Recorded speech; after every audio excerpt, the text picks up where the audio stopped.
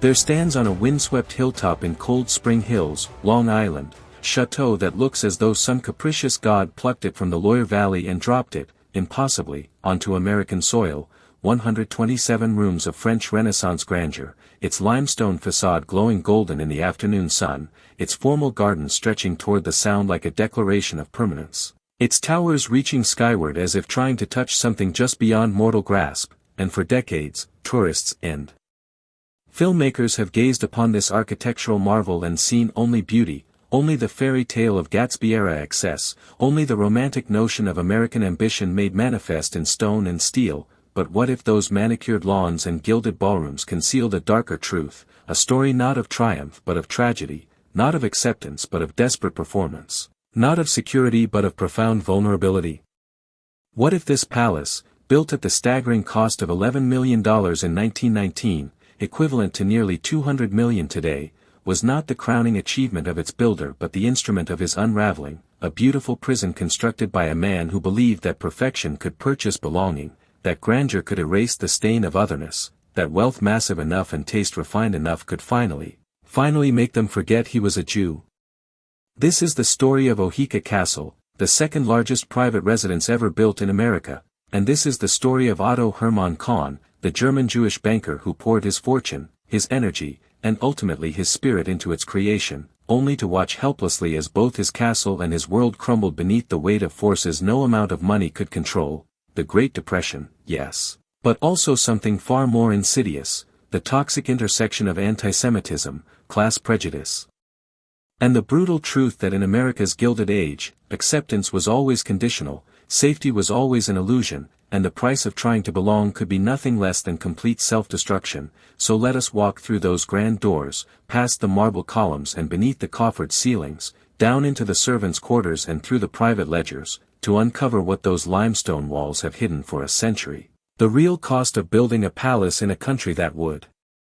never truly let you in, the exhausting performance of perfection that consumed its principal actor, and the bitter irony that the man who financed some of America's greatest cultural institutions, the Metropolitan Opera, the Theatre Guild, countless artists and innovators, would die nearly broke, his dreams foreclosed, his castle stripped and sold. A cautionary tale about the limits of assimilation and the enduring poison of prejudice that no amount of beauty could neutralize. Otto Hermann Kahn was born in Mannheim, Germany, in 1867, the son of a prosperous Jewish banker, but prosperous in the context of German Jewish life meant something far more precarious than it sounds, for Jews in the German states, no matter how successful, existed in a state of permanent conditional tolerance, their wealth envied, their success resented. Their very presence in Christian society subject to revocation at any moment through pogroms, legal restrictions, or simple social ostracism, and young Otto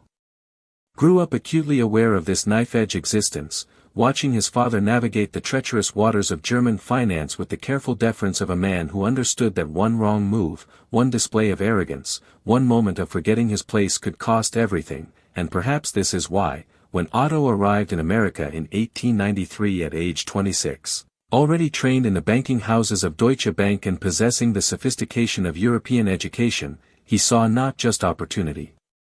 but possibility for transformation. Here, in this raw, chaotic republic that claimed to judge men by merit rather than blood, perhaps a Jew could finally escape the weight of centuries of prejudice, could finally build something permanent, could finally belong. He joined the banking firm of Kuhn, Loeb and Company, one of the most powerful Jewish investment houses on Wall Street, and discovered he possessed a rare gift, the ability to see value where others saw only chaos, to structure deals of breathtaking complexity, to merge, acquire, and reorganize entire industries with the cool precision of a surgeon, and within a decade he had become a partner, then a driving force, helping to refinance the Union Pacific Railroad, reorganizing the Baltimore and Ohio, financing the expansion of American industry on a scale that made him, by 1900, one of the wealthiest men in the nation, his fortune estimated at over $400 million in today's dollars, his influence extending into the highest echelons of American capitalism. Yet even as his bank account swelled and his professional reputation soared, Otto Kahn understood with painful clarity that money alone would never be enough, that Wall Street might accept his financial genius but Manhattan society would always see him as other, as foreign, as Jewish, and this knowledge gnawed at him, driving him to pursue something beyond mere wealth. He would become a patron, a builder of culture, a man whose taste and generosity would be so undeniable that even the most prejudiced Brahmin would have to acknowledge his legitimacy, his belonging, his right to be here.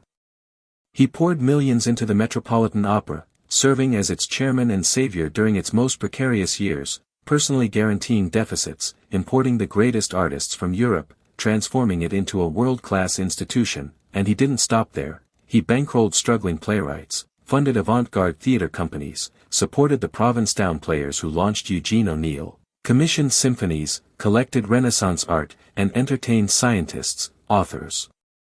and intellectuals at lavish dinners where conversation ranged from Freudian psychology to modern architecture, all of it a carefully orchestrated performance designed to demonstrate that Otto Kahn was not merely rich but refined, not merely successful but sophisticated, not a crude robber baron but a Renaissance man for the modern age. Yet despite all this cultivation, despite the public accolades and the grateful dedications in theater programs, he remained always slightly outside, always aware of the whispers, the polite distance maintained by certain families, the clubs that would never admit him regardless of his contributions, the casual anti-Semitism that permeated even the most educated circles, and it was this awareness, this perpetual state of almost but not quite belonging, that led him to conceive of Oheka Castle, a project so ambitious, so perfectly executed, so undeniably magnificent that it would serve as the ultimate argument for his legitimacy, a physical manifestation of his right to stand among America's aristocracy, a stage upon which he could perform the role of country gentleman with such conviction that eventually, surely, the performance would become reality. The construction of Oheka Castle between 1914 and 1919 was an act of almost delusional ambition, a fevered dream of European grandeur transplanted onto the scrubby hills of Long Island with such determination that reality itself seemed to bend to accommodate it, and perhaps that was the point. Otto Kahn was not merely building a house but attempting to reshape the landscape, both physical and social, to match his vision of what his life should be, what his acceptance should look like, what his legacy should become. He purchased 443 acres of largely barren hilltop in Cold Spring Hills, the highest point on Long Island, a location that real estate agents today would call challenging, but that Kahn saw as symbolically perfect. He would quite literally build his palace on a hill, visible for miles, a beacon of civilization rising from rough terrain, the physical embodiment of his own journey from German Jewish outsider to American titan, and to transform this vision into reality he hired the architectural firm of Delano and Aldrich, specialists in creating historically inspired estates for the newly wealthy, men who understood that what their clients wanted was not innovation but legitimacy, not originality but the patina of ancient aristocracy. And so they designed for Kahn a 127-room chateau in the style of French Renaissance palaces, drawing inspiration from Fontainebleau and Vaux-le-Vicomte, creating a symmetrical limestone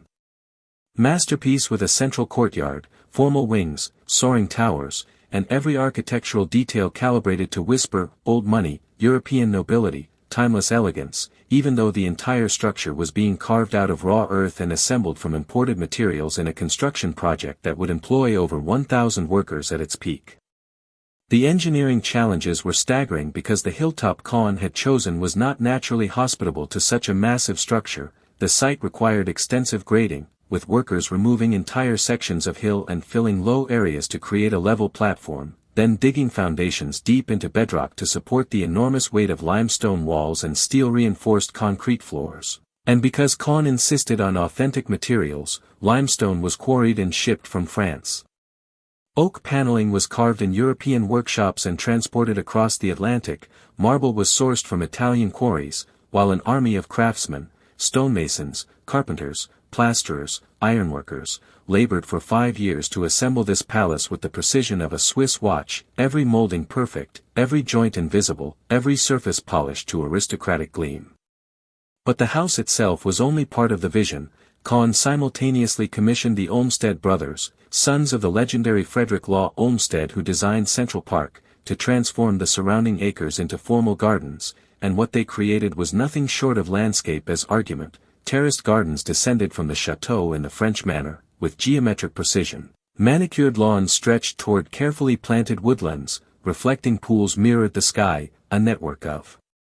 roads and paths wound through the property with such careful choreography that every view, every vista, every sight line reinforced the central message. This was not American nouveau riche vulgarity but European sophistication, this was not hasty money but cultivated taste, this was not Jewish otherness but universal culture, and underneath it all, invisible to the weekend guests who would eventually stroll these paths, was the infrastructure that made such perfection possible, a private power plant generating electricity for the entire estate, a water treatment facility ensuring pure supply, a vast heating system with miles of pipes and ducts, telephone lines connecting every room, and below stairs, a complete hidden city of servants' quarters, kitchens, laundries, storage rooms, workshops, all of it designed with the same meticulous attention to efficiency and concealment. Because the great houses of this era operated on a fundamental principle of theater, the wealthy performed their lives on a stage of perfection while an invisible army of workers labored in the wings to maintain the illusion, to ensure that when Otto Kahn entertained his guests, when he played the role of country squire, when he demonstrated his belonging, the machinery of that performance would remain completely, utterly hidden. When Oheka Castle was completed in 1919, at the then staggering cost of $11 million, more than the construction budget for many small towns, enough to build dozens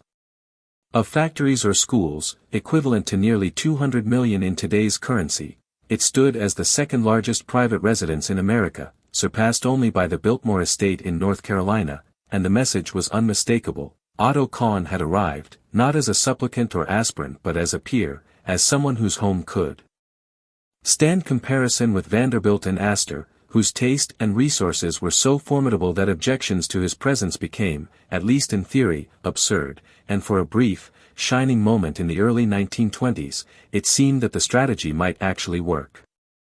Oheka became the stage for some of the most legendary entertainments of the Jazz Age, weekend house parties that blended high culture with celebrity glamour, where opera singers performed in the music room, where playwrights debuted new works in the private theater, where guests might include Enrico Caruso, George Gershwin, Arturo Toscanini, Noel Coward, and various Astors, Guggenheims, and other members of New York's complex social hierarchy, all of them wandering through rooms that whispered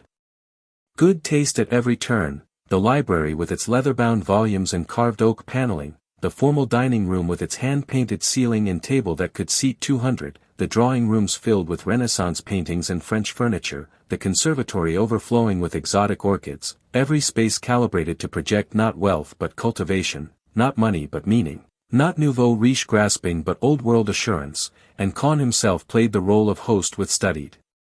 perfection, moving among his guests with the easy charm of a born aristocrat, discussing opera and literature and international affairs with the sophistication of his European education, presenting himself as a bridge between old-world culture and new-world energy, a cosmopolitan citizen of a modern age that had supposedly transcended the petty prejudices of the past. But beneath the surface, cracks were always visible, at least to those willing to look, because no matter how perfect the performance, no matter how lavish the hospitality, no matter how refined the conversation, there remained an invisible barrier that Kahn could never quite cross. Certain families still kept their distance, certain clubs remained closed, and in private correspondence and social gossip, the casual anti-Semitism of the era ensured that Otto Kahn was always the Jewish banker. Always, Kahn the financier, never simply Otto or Mr. Kahn in the way that Christian industrialists were afforded the courtesy of individuality, and this persistent othering took a psychological toll that few of his guests understood, the exhausting nature of perpetual performance, of always being on stage, of knowing that every dinner party, every cultural contribution, every display of taste was being evaluated not just for its own merits but as evidence in an ongoing trial about whether Jews could truly belong in American high society, whether they could be trusted with wealth and influence, whether their presence was an enrichment or a contamination, and the stress of maintaining this performance while simultaneously managing his vast business interests began to show in private letters where Kahn admitted to exhaustion, to feeling stretched thin, to wondering whether the effort was worth the meager returns in genuine acceptance. The house itself demanded constant, punishing maintenance, because a 127-room chateau does not simply exist. It consumes, voraciously and without pause, consuming money, consuming labor, consuming attention, and the scale of this consumption reveals the hidden truth about palaces that their builders rarely articulate. They are not assets but obligations, not achievements but burdens. Beautiful prisons that trap their owners in cycles of endless expenditure and worry. Oheka required a permanent staff of over 126 people just to function: butlers, footmen, maids, cooks, kitchen staff, laundresses, gardeners, groundskeepers, chauffeurs, mechanics, electricians, plumbers, night watchmen, and each of these people represented not just a salary but an entire infrastructure of management. A hierarchy of servants overseen by a house steward and housekeeper who reported to Kahn's secretary, who filtered information to Kahn himself, and the complexity of managing this human machinery was staggering, requiring detailed schedules, strict protocols, and constant vigilance to maintain the standards of perfection that the house demanded, and beneath the public facade of loyal service lay a more complicated reality of class exploitation that characterized all such estates. These were not well-compensated professionals but working-class men and women, many of them recent immigrants, laboring 6 days a week for modest wages, living in cramped servants' quarters that stood in stark contrast to the opulent spaces they maintained, their lives circumscribed by rigid rules about visibility. They were to remain unseen by guests, to move through hidden corridors and back stairs, to appear only when summoned and disappear the moment their task was complete, to become, in effect, invisible machines in human form. And the cost of this invisible labor was never calculated in the $11 million construction figure, never mentioned in the newspaper accounts of Kahn's architectural achievement, never acknowledged in the social histories that would later paint Oheka as a romantic symbol of a vanished age, because to acknowledge it would be to undermine the central fiction that palaces like Oheka represented, that some people were simply meant to live in beauty, that their refined sensibilities and superior taste justified the existence of an entire servant class whose dreams and aspirations were sacrificed to maintain the stage upon which their employers performed their superiority. Beyond the human costs were the operational expenses that would terrify any modern accountant. The power plant required constant coal deliveries, the heating system consumed fuel at prodigious rates, the gardens demanded not just the labor of a dozen full-time gardeners but continuous supplies of plants, fertilizers, tools, and equipment. The house itself required endless repairs and renovations because buildings of such complexity are always falling apart in small ways, a window seal failing here, a pipe leaking there, plaster cracking in a third-floor bedroom, wood paneling warping in the library, and each of these minor crises required immediate attention to prevent larger catastrophes, to maintain the illusion of effortless perfection, and the total annual operating cost of Oheka in the 1920s likely exceeded $500,000, $10 million in today's terms, meaning that the house was consuming, every single year, enough money to build multiple schools or hospitals or housing developments, all of it in service of maintaining a performance of belonging for an audience that remained, in crucial ways, indifferent. Otto Kahn's business empire, the foundation upon which Oheka rested, was itself far more precarious than the confident facade of the castle suggested, because Kuhn, Loeb and Company, while immensely powerful, was fundamentally a house of cards in the sense that all investment banking is a house of cards, built on confidence, trust, relationships, and the continuous flow of capital through increasingly complex financial instruments, and when that confidence falters, when that trust erodes, when those relationships fracture, the entire structure can collapse with terrifying speed. And through the 1920s, even as Kahn entertained at Oheka and expanded his cultural patronage, the warning signs were accumulating for anyone willing to read them. The post-World War I economy was unstable, marked by wild speculation and over-leveraged investments. The stock market was climbing to unsustainable heights driven by margin buying and irrational exuberance, and Kahn, despite his sophisticated understanding of finance, was not immune to the optimism that infected the era. He had investments in railroads at a time when railroads were beginning their long decline. He had exposure to European bonds that would prove worthless. He had underwritten expansions and reorganizations that assumed perpetual growth, and like so many of his peers, he believed that the fundamental rules of economics had somehow been suspended, that this time was different, that the party would never end, or perhaps, more darkly, he didn't believe it at all but was trapped by the momentum of his own success, unable to step back, unable to liquidate positions without triggering panic, unable to admit vulnerability without undermining the very image of invincibility that Oheka was designed to project. And then came October 1929, and the world ended, not with a bang but with the sickening crash of securities values evaporating, of fortunes disappearing on paper in hours and days, of the entire edifice of Jazz-age prosperity revealing itself as a speculative bubble that had finally, inevitably burst, and Otto Kahn watched helplessly as his wealth, built over decades of careful deal-making and strategic investments, simply vanished. The railroads he'd refinanced went into bankruptcy, the bonds he held defaulted, the securities he owned became worthless pieces of paper, and while he didn't lose everything immediately, while he wasn't reduced to poverty overnight like some speculators, the trajectory was clear and irreversible. The fortune was bleeding out, steadily and relentlessly, with no possibility of recovery because the fundamental structure of the American economy had changed, because the era that had created and sustained men like Otto Kahn was over, because the world was entering a decade of depression that would test every assumption about wealth, class, and security.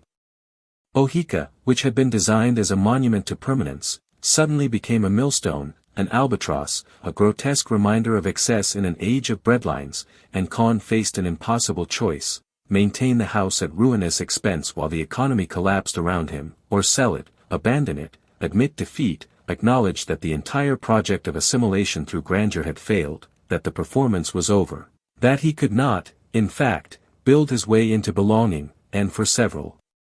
years he tried desperately to maintain both the house and his dignity, cutting staff but not too much, scaling back entertaining but not abandoning it entirely, continuing his cultural patronage even as his personal fortune dwindled because to stop would be to admit vulnerability, to confirm what the anti-Semites had always whispered, that Jewish wealth was temporary, unstable, ultimately illegitimate. And he could not, would not give them that satisfaction, even if it meant financial suicide. The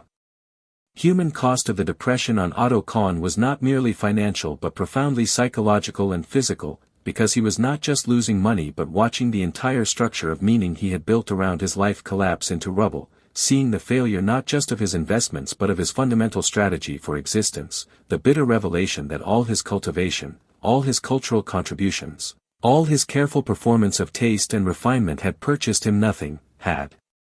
protected him from nothing, had earned him no special consideration or mercy from the forces that were now dismantling his world, and this realization, that he had been playing a game where the rules could change at any moment, where the prize of acceptance had always been an illusion, where his otherness would never be overcome no matter how much money he spent or beauty he created. This realization broke something essential in Otto Kahn's spirit. His health, which had been robust through decades of punishing work schedules and transatlantic travel, began to deteriorate. He suffered from exhaustion, from what contemporaries called nervous strain, from the physical manifestation of psychological devastation, and though he continued to make public appearances, to attend board meetings, to maintain the facade of control, those close to him reported a profound change, a dimming of the legendary energy and optimism that had defined his character, a growing melancholy and withdrawal that suggested a man coming to terms with the fact that his life's project had failed. Oheka, which should have been his greatest triumph, had become instead a daily reminder of that failure, because every morning when he woke in that vast palace, every time he looked out at those manicured gardens, every moment he spent in rooms designed to proclaim his legitimacy, he was confronted with the gap between aspiration and reality, between what he had tried to build and what the world had allowed him to be, and the weight of that disparity, the sheer crushing weight of unfulfilled ambition, of money spent to purchase something that was never for sale, of a lifetime devoted to a strategy that had been doomed from the start, became unbearable. The final years of Kahn's life, from 1930 until his death in 1934, were marked by a desperate rearguard action to preserve some remnant of his empire and dignity. He liquidated assets to cover debts, he stepped back from some of his cultural commitments, he cut expenses at Oheka while still trying to maintain a minimum standard that would prevent the house from screaming failure to every observer. But it was futile, the mathematics were inexorable, and everyone in his circle could see that. Otto Kahn was a man drowning in slow motion, going down with the ship he had built for himself, and perhaps the cruelest irony was that even in his distress, even in his obvious vulnerability, the acceptance he had sought never materialized. There was no rallying of support from the aristocratic families he had tried to join, no special consideration from the banks that had grown fat on his deal-making, no acknowledgement that his cultural contributions deserved some form of protection or assistance, because in the end, when the chips were down, he was still other, still Jewish, still outside the magic circle of those whom the system was designed to protect, and this final confirmation of his permanent outsider status may have been more devastating than the financial losses themselves. Otto Hermann Kahn died on March 29, 1934, at the age of 66. Not quite penniless but so diminished from his peak fortune that the estate settlement revealed the shocking extent of his decline. The man who had once been worth hundreds of millions left an estate valued at just over $1 million,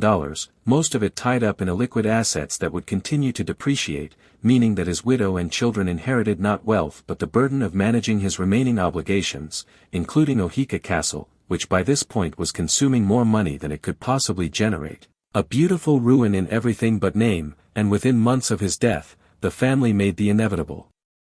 decision to put the property up for sale, to find someone else who might want to play the role of country squire, to believe that a Long Island palace could be anything other than a trap, but of course there were no buyers, because it was 1934, because the Depression had eviscerated the market for such extravagances, because anyone with money was clinging to it desperately rather than spending it on a 127-room chateau that cost a fortune just to keep heated, and so Oheka entered a long, slow decline that mirrored in physical form the psychological decline its builder had experienced in his final years. The staff was dismissed, the gardens began to grow wild, the house was shuttered room by room, and the perfection that had been maintained through such extraordinary effort began to crumble in the absence of constant intervention, because that is what perfection does without the invisible labor to sustain it. It reveals itself as temporary, as fragile, as an illusion that can only be maintained at unsustainable cost. During World War II, the mansion was repurposed as a retreat for defense industry workers, a strange inversion of its original purpose, where once the elite gathered to perform their superiority, now ordinary workers, the very people whose labor had built and maintained such estates, slept in rooms designed for aristocratic guests, and one imagines them looking around at the gilded ceilings and marble fireplaces and wondering what kind of person could have believed that such excess was necessary. What kind of desperation could have driven someone to build this palace on a hill, and perhaps some of them, the more thoughtful ones, understood that Oheka was not really about comfort or beauty but about something more desperate, the attempt to build a wall of grandeur high enough and thick enough to keep out the poison of prejudice, the fantasy that perfection could be a form of protection, the tragic hope that if you made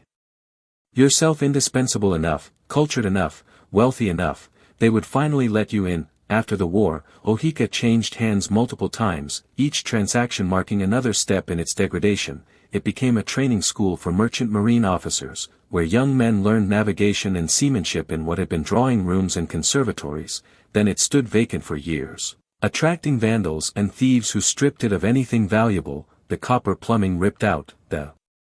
marble mantles stolen, the carved wood paneling pried off walls and sold, the systematic dismemberment of what had once been called the eighth wonder of the world, and by the 1980s, Oheka Castle was a ruin, not the romantic kind of ruin that attracts poets but the depressing kind that speaks only of waste and failure, the windows broken, the roof leaking, the gardens completely overgrown, the reflecting pools filled with stagnant water and debris, nature reclaiming the hilltop that had been so artificially shaped to accommodate human vanity, and it seemed inevitable that the entire structure would eventually be demolished, bulldozed to make way for a subdivision or shopping center, erased from the landscape as thoroughly as Otto Kahn's fortune had been erased by the Depression, and that would have been the end of the story. Another cautionary tale about hubris and excess. Another palace built by a dreamer and destroyed by reality, another monument to the fundamental instability of wealth in a capitalist system that creates and destroys fortunes with equal indifference. Except that in 1984, a developer named Gary Melius purchased the property and made the seemingly insane decision to restore it, not as a private residence because no one could afford to live in such a place, but as a hotel and events venue. A commercial operation that would exploit the very grandeur that had destroyed its builder, turning Oheka from a private performance of belonging into a public performance of luxury, a place where anyone with enough money could temporarily inhabit the fantasy of aristocratic life that Kahn had tried and failed to make real, and the irony of this transformation was almost too perfect. the house that was built to prove that a Jewish banker could belong to the American aristocracy ended up as a backdrop for weddings and bar mitzvahs, for film shoots and corporate retreats, for exactly the kind of nouveau riche display that Kahn had tried so desperately to transcend, the house becoming in its afterlife exactly what its builder had feared it might be seen as: gaudy, excessive, theatrical, a stage set rather than a home, spectacle rather than substance. The restoration of Oheka, which took over 20 years and cost an estimated $30 million, was a remarkable feat of historical preservation, with craftsmen working from original photographs and architectural drawings to recreate lost details, to repair damaged stonework, to replant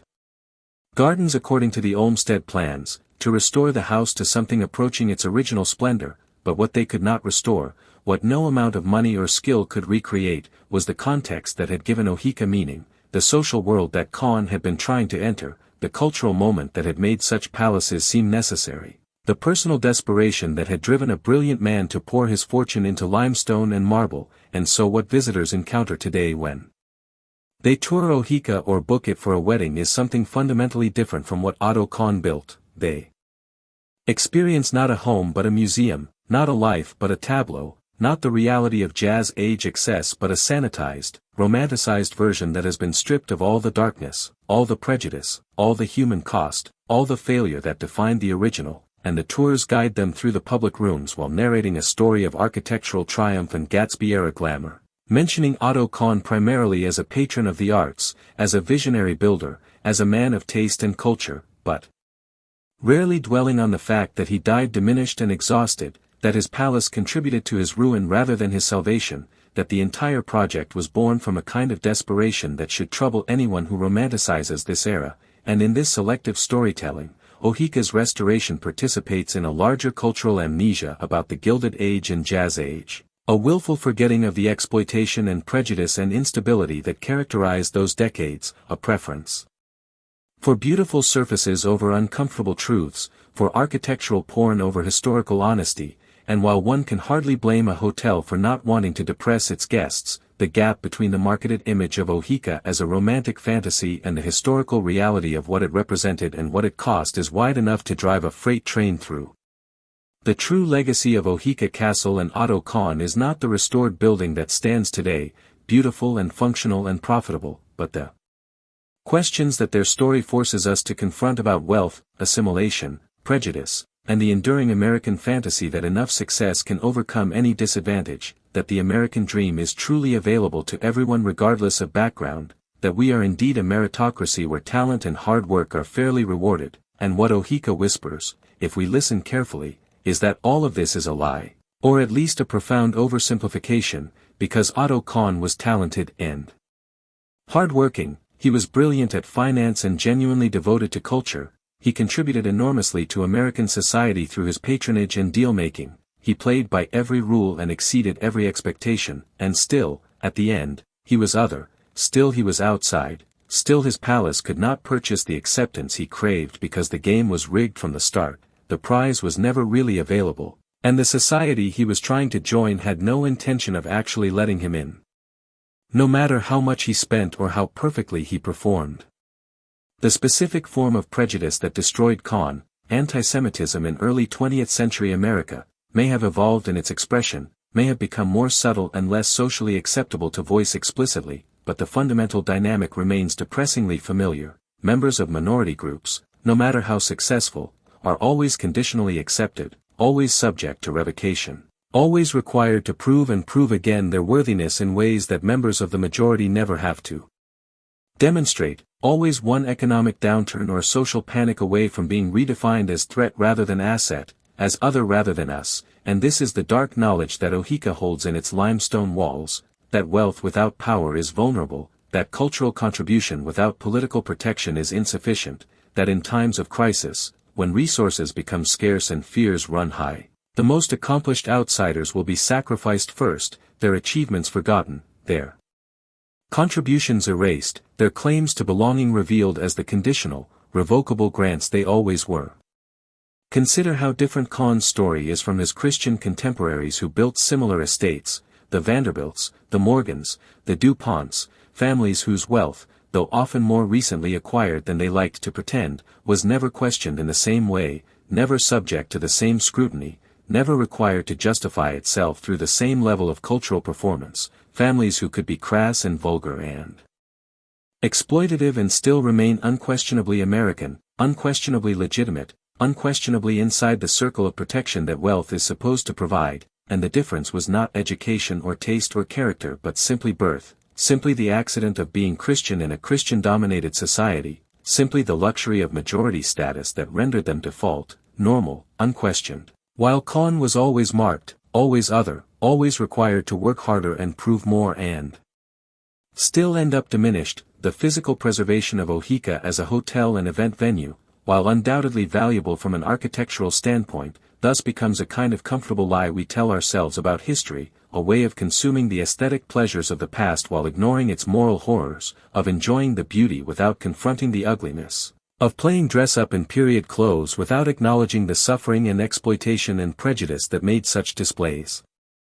possible, and this is not unique to Oheka but part of a larger cultural pattern of heritage tourism that presents the Gilded Age as a golden age, that romanticizes the mansions and yachts and parties while downplaying the child labor and worker exploitation and racial terror and anti-immigrant violence that characterize the same period, that allows contemporary Americans to fantasize about being aristocrats while ignoring the fact that aristocracy by definition requires an underclass, that the beauty of places like Oheka rests on invisible foundations of suffering, that for every person living in splendor, there were hundreds living in squalor, their labor extracted, their dreams deferred, their humanity denied in service of maintaining the performance of perfection that we now pay admission to witness. The servants who maintained Oheka, the workers who built it, the gardeners who shaped its landscape, their stories are largely lost, unrecorded, considered unimportant compared to the grand narrative of Otto Kahn the patron and builder, and yet their labor was the foundation of everything, the invisible machinery without which the entire fantasy would have been impossible, and their absence from the historical record is not accidental but ideological, a reflection of whose stories we deem worth preserving, whose contributions we acknowledge, whose humanity we recognize, and the fact that we can tour Oheka today without knowing anything about the people who actually made it function, who actually sustained the illusion of effortless luxury, is a kind of violence, an erasure that continues the exploitation it pretends to have left behind. What would Otto Kahn think if he could see Oheka today, restored and functioning and profitable, serving as a backdrop for romantic comedies and celebrity weddings, its image circulating on Instagram and Pinterest as a symbol of aspirational luxury, its history reduced to a few sentences about jazz age glamour and Citizen Kane inspiration, the complexity of his life and the tragedy of his death simplified into marketing copy and tourist-friendly narrative? Would he feel vindicated that the building survived, that his architectural vision has been preserved, that people continue to marvel at the grandeur he created, or would he feel betrayed that his home has been turned into a commodity, that the private space he designed for performance of belonging has become a public space for performance of wealth, that the desperation and hope and ultimate failure that motivated its construction have been erased in favor of a palatable story about American success and artistic vision, that he has been reduced to a footnote in his own story, a name on a plaque, a biographical detail mentioned quickly before the tour moves on to describe the ballroom's crystal chandeliers and the formal dining room's hand-painted ceiling, all the surface beauty preserved while the deeper meaning has been lost, commodified, or deliberately forgotten. And what should we, as viewers and visitors and consumers of these historical sites, do with the uncomfortable knowledge that our enjoyment of places like Oheka is predicated on a kind of amnesia, a willful forgetting of everything that made them possible and everything they represented, that when we book a wedding at a restored Gilded Age mansion or tour a Jazz Age estate or watch a film set in these palatial spaces, we are participating in a cultural fantasy that erases exploitation, romanticizes inequality, and suggests that the problem with the age of robber barons was merely aesthetic excess rather than systemic injustice, that what we need is not to abolish such radical inequality but simply to restore its monuments and make them accessible to more people, to democratize access to luxury rather than question whether such extremes of luxury should exist at all when others lack necessities, to preserve the beautiful surfaces while ignoring the rot beneath. These are not comfortable questions. And Oheka Castle, standing golden on its hilltop, offering couples the chance to marry in Gatsby-era splendor, hosting corporate retreats in rooms where Otto Kahn once entertained opera singers and playwrights, does not encourage us to ask them, does not want us to dwell on the darkness, prefers that we see only the beauty, only the romance, only the fairy tale of American possibility rather than the nightmare of American prejudice, but the darkness is there nonetheless, encoded in every stone, every garden path, every architectural detail that was designed not for comfort but for performance, not for living but for proving, not for joy but for the desperate attempt to purchase safety through beauty, belonging through perfection, acceptance through the sheer overwhelming force of architectural argument, and the failure of that attempt, the fact that Otto Kahn died diminished, his fortune depleted, his palace immediately abandoned, his acceptance never achieved despite every effort and expense, should trouble anyone who believes that success is simply a matter of merit, that wealth guarantees security, that America is truly a place where anyone can belong if they just work hard enough and play by the rules, because Kahn did all of that and more. He exceeded every reasonable standard, he contributed immeasurably to American culture and finance, he built a palace that still stands as a monument to human ambition and architectural excellence, and it wasn't enough, could never have been enough, because the game was rigged, the prize was illusory. And the acceptance he sought was never really on offer to someone like him, someone marked as other, someone whose wealth and cultivation and taste could not overcome the fundamental fact of his Jewishness in a society where anti-Semitism was not an aberration but a structural feature, not a bug but a defining characteristic of how power and privilege were distributed and maintained. So when you visit Oheka Castle, when you marvel at its beauty and take photographs against its limestone facade, when you attend a wedding in its gardens or watch a film that uses it as a backdrop for stories of jazz age excess, remember that you are standing in a monument to failure as much as success, to prejudice as much as beauty, to the dark side of the American dream that we prefer not to acknowledge. Remember Otto Hermann Kahn, who believed that perfection could protect him, that grandeur could guarantee belonging, that a palace on a hilltop could be a fortress against prejudice, and remember that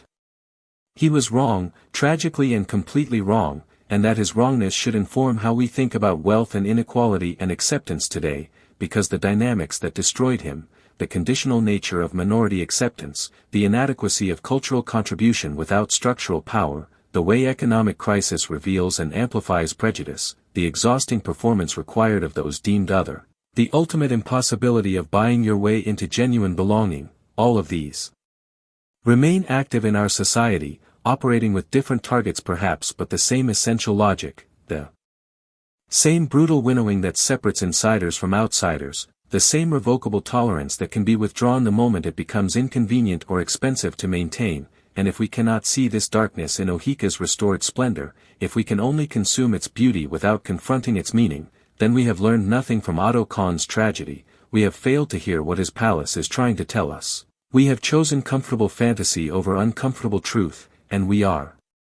doomed to repeat, in different forms with different victims, the same cycle of exclusion and exploitation and desperate performance that left one brilliant man broken and his palace empty, a beautiful shell that survived its builder because buildings do not feel disappointment, do not experience the exhaustion of perpetual performance, do not lie awake at night wondering whether all the effort was worth it, whether the price paid was too high, whether there might have been another way to live. A way that required less perfection and provided more peace, a way to be human rather than always performing humanity, a way to simply belong rather than endlessly arguing for the right to belong, and perhaps that is Oheka's final lesson, the one that the restored building cannot teach because it would undermine its commercial viability, that some prices are too high to pay, that some performances are too exhausting to sustain, that some dreams are toxic precisely because they seem achievable,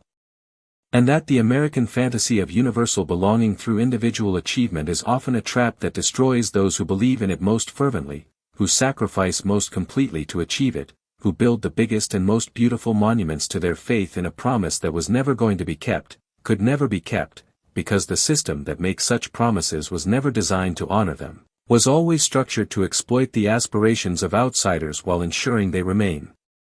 outside, turning their ambition into profit for those already inside, their labor into luxury for those who never had to prove anything, their desperation into architectural marvels that survive them, beautiful and empty, monuments to a lie we keep telling ourselves about who we are and what we value and whether success really is available to anyone willing to work for it. And Oheka Castle stands on its Long Island hilltop, Golden in the afternoon light, its gardens immaculate, its rooms